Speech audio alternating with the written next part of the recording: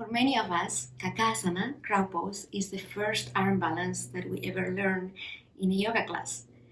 I have received a few requests for a tutorial on how to enter Kakasana, crow pose, but before I go into that, I would like to speak a little bit about the differences between Kakasana, the crow pose, and Bakasana, the crane pose.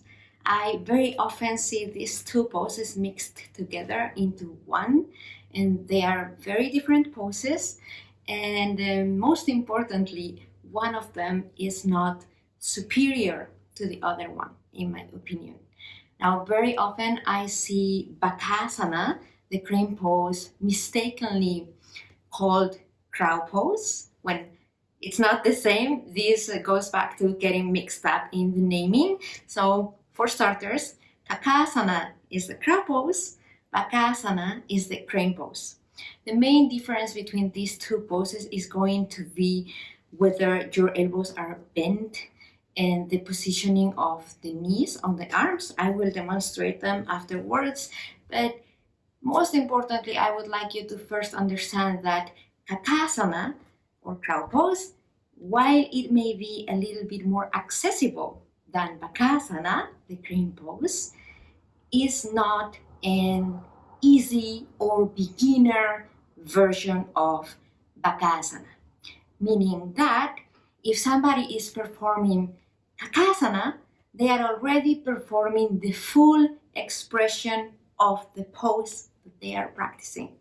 And I feel like this is super important to bring up in this world of Instagram these days, because I see a lot of comments that imply that a person who is performing Kakasana is in reality not doing a complete pose, but just doing the early stages of Bakasana.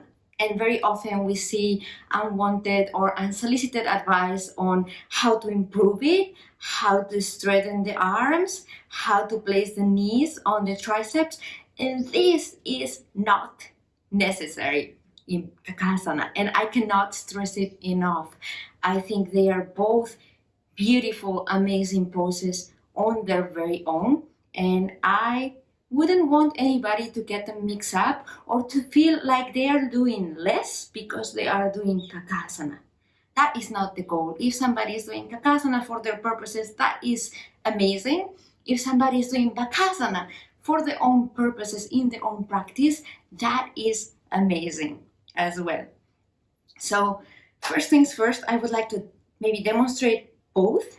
I haven't practiced Bakasana today yet, and it's really a struggle to get my knees to stick to my arms with long sleeves, so we'll see how that goes. But let me do both first and then maybe get into the tips or more like an explanation on how to perform Kakasana rather than Bakasana. I'm gonna leave that one for another day. So first of all, I would like to show Kakasana, which is crow pose, and you would really get in between the legs with elbows bent. Just lift up with the shins on your arms, and you would stay here. And this is the full expression of the pose. That is your Kakasana. There's no need to straighten the arms. There's no need to place the knees on the triceps. That's it. Good? And for Bakasana, we'll see how it goes. I haven't practiced this pose yet today, and I'm a little bit off my game, so we'll see what happens.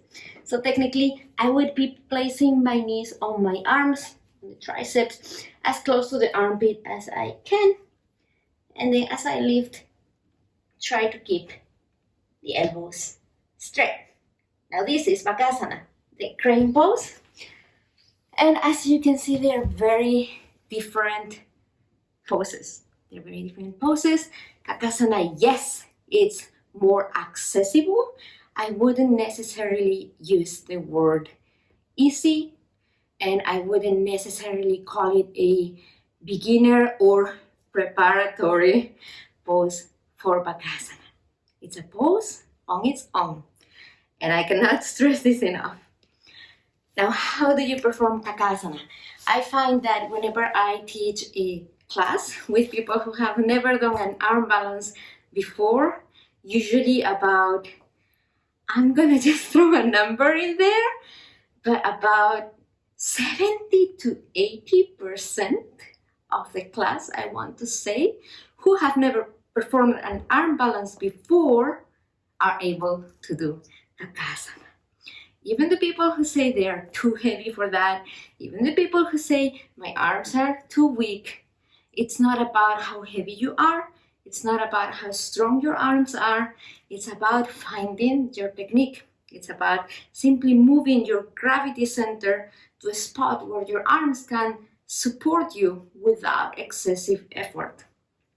Now, you may want to perform a few maybe hip openers in advance to this pose. You may also maybe want to warm up the wrists if that's necessary for you. A lot of people may have wrist issues, some don't. I personally do not warm up my wrists before arm balances. This may or may not be what works for you. So listen to your body, do whatever you usually do before performing an arm balance, and let's go. Now, usually for Kakasana, again, I would want to get into a very deep Malasana, the yogic squat.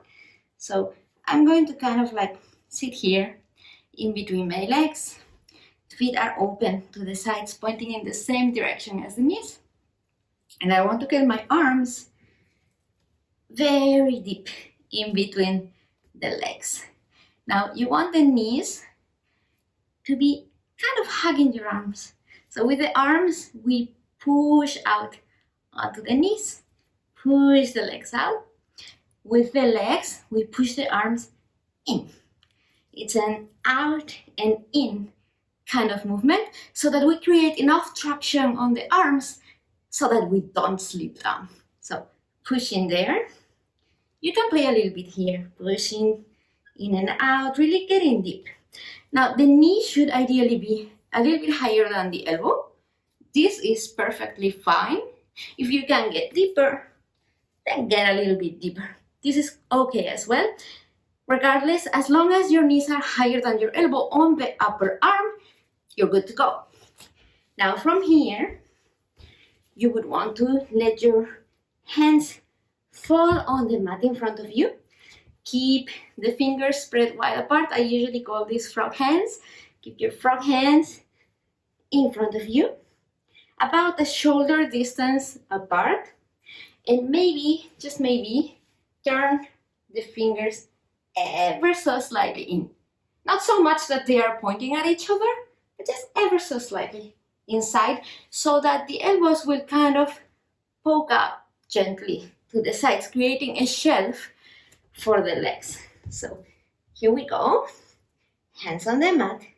Maybe turn the fingers ever so slightly in so that the elbows rotate out. And this is tricky. This is a part where a lot of people tend to get confused. We're going to lift our hips up while keeping the knees on the arms. Lifting up. Maybe repeat this movement a little bit. Hips come up. Now, if you find that you do this, then let's stay here and really practice the movement of keeping the knees on the arms while lifting just the hips. Just the hips. The knees are still touching. Stay at this stage if you need to. If you're comfortable here, we're going to slide forward and look in front of us. Imagine that there is a triangle formed between your hands and an invisible spot ahead of you. You look at that spot and slide forward. Your elbows will come more or less above your wrists. Maybe practice coming back and forth here. The knees on the arms, back and forth. Yes. With the arms, we keep pushing the legs and we push on the mat, really push the mat away. With the knees, we push onto the arms. We slide forward and maybe try to lift one foot. Maybe change, maybe lift the other one. And when you feel ready, You can come forward, lift one foot, calm the breath, focus, focus, focus, push on the hands, push the knees into the arms, and lift up into Kakasana. Try to breathe slowly and calmly as long as you can. Now, I usually recommend practicing Kakasana and getting used to it and being able to hold it for at least 10 breaths before moving on to other types of arm balances. But you can play a little bit and see what works for you. If you find this tutorial useful, if there's anything else that you would like to see, if you have any questions, please leave them down in the comments. Thank you so much for watching this video, and I will see you in my feed. Thank you. Namaste.